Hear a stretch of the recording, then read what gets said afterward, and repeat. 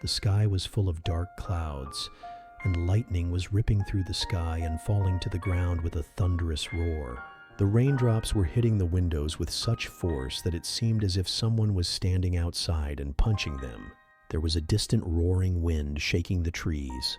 The cold had grown so intense that the steam from her breath could be clearly seen in the room. Sarah was sitting in the living room of an old, deserted farmhouse. The wooden floor made a creaking sound as she walked, as if the house itself were trying to talk to its inhabitants. Her sons lived in distant cities, and today only her niece Emily and Emily's newborn daughter Lily were with her. All the rest were distant relatives. The house was quiet, but this quiet was strange. Not the quiet of an ordinary night, but the quiet that comes in the middle of a storm, as if something was about to happen. The clock slowly struck 12. Sarah's heart beat faster with each ring, and then there was a knock on the door. This knock was not ordinary. It was neither loud nor soft. Rather, it was as if someone was deliberately knocking on the door in a certain rhythm. Sarah held her breath for a moment. She explained to her heart. Maybe it was a neighbor or someone had strayed here. But in this intensity of the storm, Sarah mustered up the courage and opened the door. A woman stood outside, wrapped in a black sheet, her face hidden.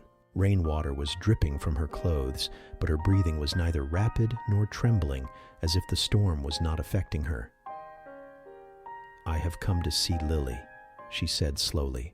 There was no warmth in her voice, only a chill that was creeping into her heart. Sarah hesitantly invited her inside. The woman called herself Vanessa. She held out a small bowl. "This is porridge for the baby." When she took Lily in her arms, her finger stopped for a moment on Lily's forehead, as if making a mark. Then she smiled slowly. That smile was not human, but as if someone had learned to make it. "I'll return the porridge tomorrow." Saying this, she walked out the door and was lost in the storm for a moment. Late at night, Sarah's eyes opened to a strange rustle. The room had become cold, so much so that the steam of her breath was now spreading throughout the room like fog. She closed her eyes and saw a part of the ceiling was dissolving into fog.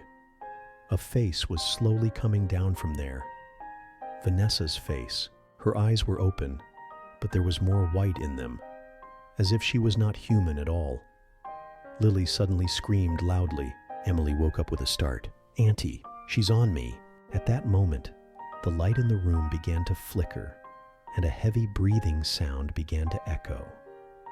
Deep, long, and as if coming from hundreds of miles away.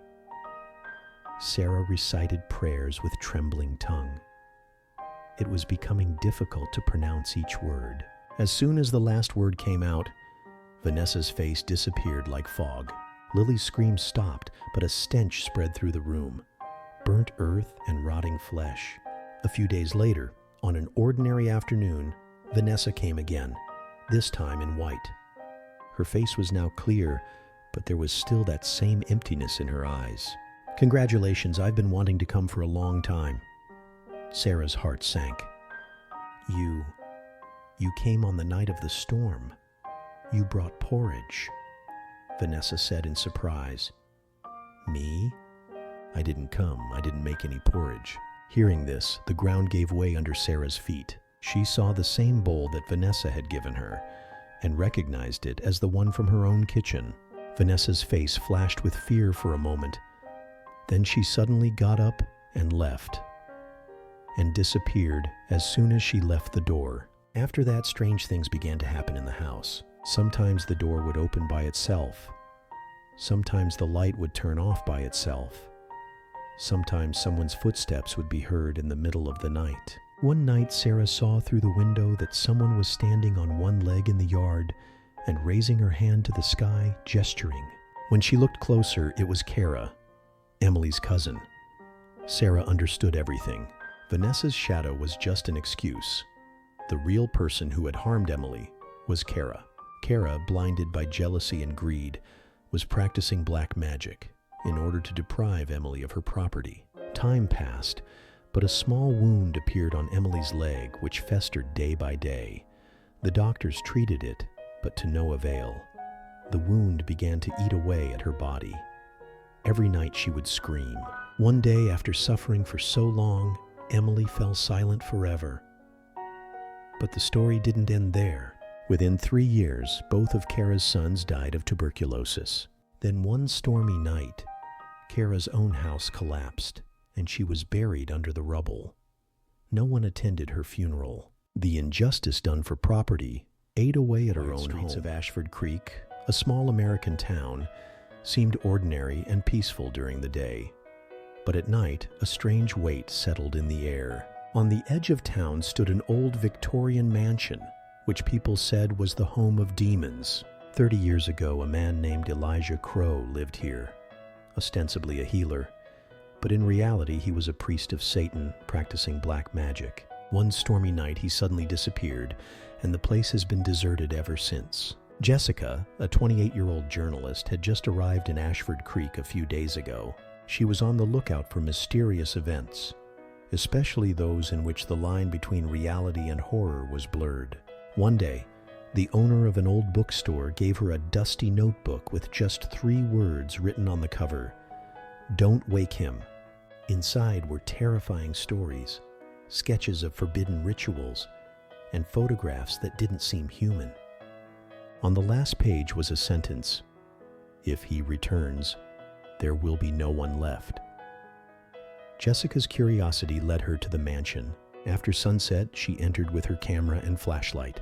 The air inside was stale and humid, as if no one had breathed in years. The wooden floor creaked with every step, and the eyes in the old pictures on the walls seemed to stare at her. In a corner of the basement, she found a broken wooden box with dried bloodstains and deep scratches on it, as if something inside had tried to get out. When she touched the box, a sudden gust of cold air came, and a faint whisper was heard. "Jessica, are you here too?" She stood still, but her breathing quickened. She quickly left, but the story was not over. From that night on, strange things began to happen in her apartment. At night, footsteps would slowly sound on the floor, dim shadows would appear in the mirror, and often it would seem as if someone was breathing right behind her. One day, an elderly local man stopped her, with fear in his eyes, and simply said, "You woke him up. Now he's coming back." The next morning, the man was found dead, his eyes wide open and a look of fear on his face, as if he had seen something very terrible before he died. On a stormy night in the rain, the light in Jessica's room was flickering on and off. Suddenly, her notebook was found lying on the bed, its pages turning by themselves. Finally, a page opened, on which it was written, "He has come." The room fell into darkness, and a whisper was heard, "I have been looking for you, and now you will come with me." A tall shadow appeared in front of her, its eyes burning like burning embers. There was no one to hear Jessica's screams. The next morning, his apartment was empty, but there was a single sentence written in blood on the wall: "Don't wake him." Months later, a new tenant moved into the apartment. Everything was going well. But one night, he had a dream about a woman with bloodshot eyes, and she kept repeating the same sentence: "Don't wake him." The next morning, an old, dusty notebook was lying under his door. When new tenant Ethan Cole picked up the old notebook lying under his door that morning, he thought it might be something the previous tenant had forgotten, but he soon realized that it wasn't just any old book.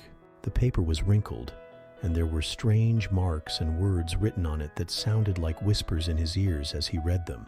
The first page of the notebook showed a woman, bloodshot eyes, a painful smile on her face. At the bottom was a single sentence: "He's looking for you." Ethan closed the book in surprise and thought about it all day. But at night, the same woman appeared to him in a dream. She stood in a dark room and a long shadow moved behind her. The woman said in a cold voice, "She took me.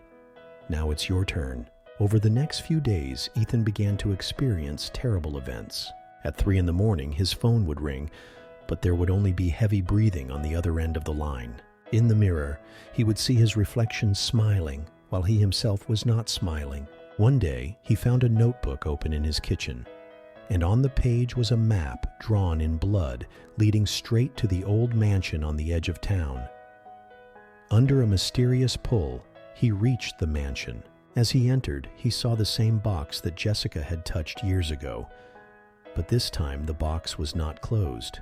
Black smoke was coming from under its lid, and strange marks were being made on the ground, as if someone had dragged his claws. Suddenly, a humanoid creature emerged from the smoke, with long arms, broken fingers, and eyes like burning embers. "You opened the door, Ethan." The voice echoed in his ears. Ethan tried to back away, but the door to the mansion had disappeared. The creature was slowly approaching, and the smell of decay spread across the ground with every step. At that moment, a whisper was heard near his ear. Jessica's voice. "There is only one way to end you. Imprison him, but there will be a price." Ethan didn't understand what the price was, but he picked up the notebook and began to read the words of the ritual contained within. The creature's scream was so terrible that plaster began to fall off the walls. Eventually, the smoke began to be drawn back into the box. But at the last moment, the creature placed its claws on Ethan's chest. Killed. When the light returned, the mansion was completely silent. The box was closed again, and Ethan was nowhere to be seen, except for a fresh photo on the last page of the notebook, in which Ethan stood, bloodshot, and written below, "He always comes back."